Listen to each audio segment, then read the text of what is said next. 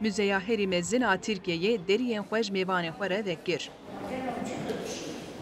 Müze li Rihayê li ser xaka du sed donimî hat avakirin û firêhiya wê jî 34,000 metro çarçik e.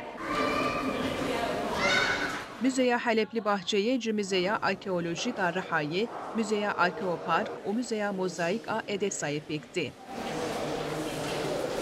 Ji heyama paleotik bigirin heta heyama İslamiyetê nêzî 10,000 berhem di müzeyê de tên pêşandin.